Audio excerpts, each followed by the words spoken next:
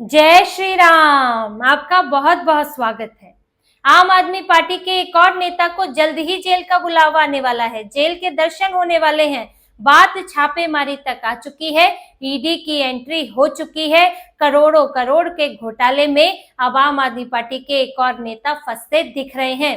सौरभ भारद्वाज, आम आदमी पार्टी की सरकार में पूर्व स्वास्थ्य मंत्री, जिन्होंने सत्येंद्र जैन के बाद स्वास्थ्य मंत्रालय संभाला था, अब उनके ऊपर 5590 करोड़ के घोटाले का आरोप है। 5500 करोड़ का घोटाला है स्वास्थ्य मंत्रालय में, जिसकी जांच चल रही है। और ईडी ने 13 ठिकानों पर छापेमारी की है, जिसमें सौरभ भारद्वाज के घर पर भी छापेमारी हुई है। बाकी और ठिकानों पर भी छापेमारी की गई है इस मामले में।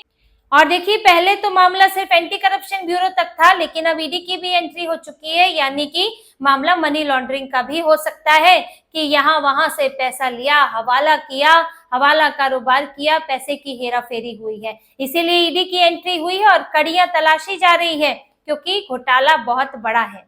इस घोटाले को भी आपको समझाऊंगी, लेकिन यहाँ देख लीजिए, आम आदमी पार्टी के दो मंत्री इसमें फंसे, एक सत्येंद्र जैन और एक सौरभ भारद्वाज। सत्येंद्र जैन के पास पहले 2015 से लेकर 2023 तक स्वास्थ्य मंत्रालय था, लेकिन उनके इतने घोटाले हैं सत्येंद्र जैन के, जिस डिपार्टमेंट में वो रहे उस डिपार्टमेंट का घोटाला निकल आता है। स्वास्थ्य मंत्रालय, पीडब्ल्यूडी, उनको जो मिला उसमें घोटाला है। और उसके इतने केसेस उनके ऊपर चले, फिर वो जेल गए और अभी तक कई केस है जिनके ऊपर चार्जशीट दायर है, ट्रायल भी चल रहा है।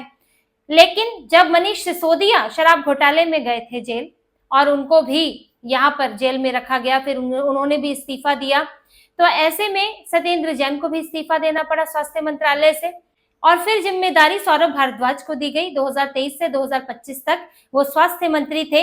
इसीलिए अब दोनों की जांच हो रही है, क्योंकि जो जिन परियोजनाओं को लेकर ये घोटाले की बात की जा रही है, वो परियोजनाएं 2018-19 से चली 2025 तक चल ही रही हैं और वो पूरी नहीं हुई है। लागत कई गुना बढ़ गई है, इसीलिए दोनों से पूछताछ और छापेमारी चल रही है। और ये 5500 करोड़ का घोटाला, देखिए इसकी शुरुआत कैसे हुई और ये है क्या, इसको आप ये समझिए। और इनके ऊपर अब आगे क्या हो सकता है, इस पर भी बात करेंगे। इस घोटाले की शिकायत की थी बीजेपी नेता विजेंद्र गुप्ता ने। उस वक्त वो नेता प्रतिपक्ष थे, बीजेपी में थे और आम आदमी पार्टी की सरकार थी।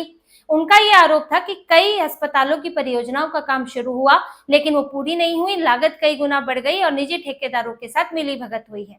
इसकी शिकायत हुई, एंटी करप्शन ब्यूरो ने जांच शुरू की। ईडी की एंट्री पहले नहीं थी, पहले एंटी करप्शन ब्यूरो ने जांच शुरू की। अगर एंटी करप्शन ब्यूरो को कुछ नहीं मिलता तो जांच वहीं खत्म हो जाती, लेकिन एंटी करप्शन ब्यूरो ने ये पाया कि कई अनियमितताएं हैं, कई गड़बड़ियां हैं और इसमें फंड का गलत तरह से इस्तेमाल हुआ है और कई जगह तो ठीक तरह से अस्पताल खोलने की परमिशन तक नहीं ली गई है। अब इन्होंने किया क्या था, इन्होंने 2018-19 में 24 अस्पताल निर्माण किया। 24 अस्पतालों के निर्माण की परियोजना को मंजूरी दी कि हम 24 अस्पताल बनाएंगे। इसमें कुछ आईसीयू भी थे, आईसीयू अस्पताल बनाए जाएंगे और टारगेट रखा गया था कि ये आईसीयू अस्पताल 6 महीने में पूरे हो जाएंगे। लेकिन अब 6 साल हो गए हैं 2025 तक, अभी तो इनकी सरकार तो फरवरी में ही गई है। 2025 तक 6 साल हो गए, लेकिन वो आईसीयू अस्पताल पूरे नहीं हुए। लेकिन पैसा भरपूर खर्च हुआ है, 800 करोड़ रुपए खर्च हो गए हैं इनके निर्माण में, लेकिन सिर्फ 50% काम पूरा हुआ है। अभी बीरबल की खिचड़ी बना रहे थे कि जो 6 महीने में पूरा करना था वो 6 साल में भी 50% ही पूरा हुआ है। आखिर ऐसा क्यों हुआ है? ये 800 करोड़ गए कहाँ? जिनके पास गए उन्होंने काम पूरा क्यों नहीं किया? अब इसकी जांच होगी। इसके अलावा लोकनायक अस्पताल के निर्माण का काम होना था, जिसकी लागत थी 488 करोड़। अब वो लागत कहाँ पहुंच गई? 1135 करोड़। लगभग 3 गुना होने वाली है ये लागत, लेकिन काम पूरा नहीं हुआ है। ये स्थिति थी इनकी परियोजनाओं की। आपने कागज में तो घोषित कर दिया कि हमने ये परियोजना चलाई, हमने इतने अस्पतालों के लिए मंजूरी दी, दिल्ली में 24 अस्पताल बन रहे हैं, दिल्ली में आईसीयू अस्पताल बन रहे हैं, लेकिन बन ही रहे हैं, पूरे तो हो नहीं रहे हैं। साथ ही एसीबी ने यह भी पाया कि कई अस्पतालों को बिना मंजूरी के ही उनका निर्माण शुरू कर दिया गया। उसके लिए आपको ऐसा नहीं है कि स्वास्थ्य मंत्रालय की सिर्फ मंजूरी चाहिए, और भी क्लियरेंस चाहिए होती है जिस जमीन पर बन रहा है उसको लेकर, लेकिन इन्होंने वो जरूरी नहीं समझा और निर्माण कार्य शुरू हो गया। कि इसमें हुआ ये है कि इन्होंने ठेकेदारों को तो ठेके दे दिए, अच्छा परियोजनाएं शुरू होनी है, ठेके दे दिए, पेमेंट कर दी, लेकिन ठेकेदारों ने काम पूरा नहीं किया है। उसमें कुछ कुछ नया हो रहा है तो और ठेका बढ़ रहा है। अब कुछ अस्पताल बन भी गए हैं तो उनमें उपकरण नहीं है, मशीनें नहीं है, स्टाफ नहीं है, बिल्डिंग का क्या करना है, किसी के रहने के लिए थोड़ी बनानी है। अस्पताल में डॉक्टर भी चाहिए, अस्पताल में आपको दूसरा स्टाफ भी चाहिए, उपकरण भी चाहिए, वो है ही नहीं, उनके लिए बजट ही नहीं रखा है।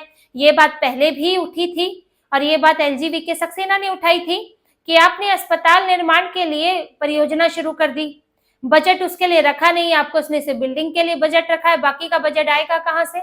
ये क्यों नहीं रखा गया? ताकि अगर इतना बड़ा बजट रख देते तो दिल्ली घाटे में दिखती, इन्हें दिखाना था दिल्ली फायदे में है। और बाद में जब हकीकत सामने आई, जब फाइनेंस डिपार्टमेंट की रिपोर्ट आई, तब पता चला कि कितने घाटे हैं और कितने कर्जे हैं, कितने कितने डिपार्टमेंट को पैसा ही नहीं दिया गया है। जो ये फ्री बस में यात्रा करवा रहे हैं महिलाओं को, डीटीसी को, उसका भुगतान ही नहीं किया गया है। तो ये सारी चीजें सामने आई कि कैसे भ्रम चल रहा था और दिल्ली पहली बार घाटे का बजट बना। दिल्ली में ये ऐसा अभी तक नहीं हुआ था, लेकिन दिल्ली पहली बार घाटे में पहुंची साल 2024 में आम आदमी पार्टी की सरकार में। तो ये सब इन्हीं चालाकियों के कारण हुआ। और जब एसीबी ने ये पाया, एंटी करप्शन ब्यूरो ने, कि इसमें गड़बड़ियां दिख रही हैं, कि आपका एक तो परियोजना पूरी होती, आपकी एक भी अस्पताल का निर्माण पूरा नहीं हुआ है। ऐसा नहीं है कि सरकारी कामों में देरी नहीं होती है, जैसे कि इनका कहना है कि ये तो सामान्य चीजें हैं, सरकारी कामों में देरी हो जाती है, तो आप इसको जो है करप्शन नहीं कह सकते। लेकिन एक भी अस्पताल नहीं बना और आपको जो 6 महीने का टारगेट आपका 1 साल 2 साल में भी पूरा नहीं हो रहा है, 5 साल में 6 साल हो गए और सिर्फ 50% पूरा हो रहा है, लागत बढ़ती जा रही है, पैसा किसकी जेब में जा रहा है? तो सवाल तो उठते ही है। ठेकेदारों को पैसा मिल रहा है तो ठेकेदारों को अब बाकी उनको काम पूरा करने के लिए क्यों नहीं कहा जा रहा है? अब आम आदमी पार्टी का क्या कहना है इनके, कि सौरभ भारद्वाज तो तब मंत्री भी नहीं थे, वो तो 2023 में बने थे, लेकिन आपके सत्येंद्र जैन तो थे। ये तो आप या तो ये कह लें कि आरोप गलत है, आरोप गलत है तो फिर तो सत्येंद्र जैन पर भी, सौरभ भारद्वाज पर भी। लेकिन आप ये कहें कि नहीं, सिर्फ सौरभ भारद्वाज नहीं थे, यानी कि तो सत्येंद्र जैन जिम्मेदार है। आप भले ही सौरभ भारद्वाज उस वक्त मंत्री नहीं थे, लेकिन वो कम से कम 1.5-2 साल मंत्री रहे हैं, तब उन्होंने क्यों नहीं इस बात को फ्लैग किया, इस बात को क्यों नहीं उठाया? या उनके ही कार्यकाल में कोई अस्पताल निर्माण क्यों नहीं हो गया? उनके कार्यकाल में क्यों नहीं ये काम पूरा हुआ? 1.5-2 साल तो आपके पास भी थे। और ये कैसे कहा जाए कि आपको नहीं पता था, क्योंकि तब उन अस्पतालों की फाइलें तो आपके पास ही आती होंगी मंजूरी के लिए। परियोजना भले ही उनके समय पर, सत्येंद्र जैन के समय पर पूरी हुई हो, लेकिन परियोजना तो चलती जा रही है, लागत बढ़ती जा रही है, साइन की जरूरत तो पड़ी होगी। तो आप तब कहाँ थे? आपका दिमाग क्यों नहीं ठनका? तो यहाँ पर इनके दोनों नेता फंसते नजर आ रहे हैं। अब बहाना तो ये बहुत सारे करते हैं, ध्यान भटकाने की कोशिश है। पीएम मोदी की डिग्री का मामला आ रहा है, डिग्री मामले में तो गुजरात यूनिवर्सिटी के पक्ष में फैसला आ गया। पीएम मोदी तो उसमें पार्टी भी नहीं थे कि मैं अपनी डिग्री नहीं दिखाऊंगा, उन्होंने तो ऐसा कुछ बोला भी नहीं था। ये मामला गुजरात यूनिवर्सिटी का था कि गुजरात यूनिवर्सिटी के पास आरटीआई के जरिए पीएम मोदी की डिग्री दिखाने की मांग की गई थी। मामला कोर्ट में गया था और सीआईसी ने कहा था पहले दिखानी चाहिए। कोर्ट ने कहा कि ये तो निजता की बात है कि आप आरटीआई लगाकर ये जानकारी मांग सकते हैं पीएम की क्वालिफिकेशन क्या है, लेकिन यूनिवर्सिटी अपने स्टूडेंट्स की डिग्री सार्वजनिक नहीं कर सकती। और यूनिवर्सिटी ने यह भी कहा कि आप चाहे तो कोर्ट को दिखा सकते हैं। तो ये फैसला गुजरात विश्वविद्यालय के पक्ष में आया था और जिसके बाद मामला खत्म हो गया, एक दिन की चर्चा हुई थी। लेकिन आम आदमी पार्टी को तो कोई ना कोई बहाना खोजना ही है कि सारा ध्यान हमारे लिए, हमें टारगेट करके भटकाया जा रहा है, हम सबसे ज्यादा बीजेपी के खिलाफ आवाज उठाते हैं, इसलिए हमें सबसे ज्यादा टारगेट किया जाता है। बीजेपी की तो मुख्य प्रतिद्वंदी पार्टी कांग्रेस है, तो कांग्रेस को ये बात बोलनी चाहिए। तो ये सब बहाने हैं, क्योंकि इनकी पार्टी में बहुत ज्यादा भ्रष्टाचार के मामले सामने आए हैं। इनकी पार्टी से लोगों को बहुत ज्यादा निराशा हुई है, क्योंकि जिस चीज से ये उभर कर आए भ्रष्टाचार के खिलाफ, उसी में इनकी पार्टी डूब गई। इनका एक एक नेता उसमें डूबा हुआ दिख रहा है। इनके जो केजरीवाल के बड़े बड़े नेता हैं और केजरीवाल खुद भी उसमें फंसे हुए हैं।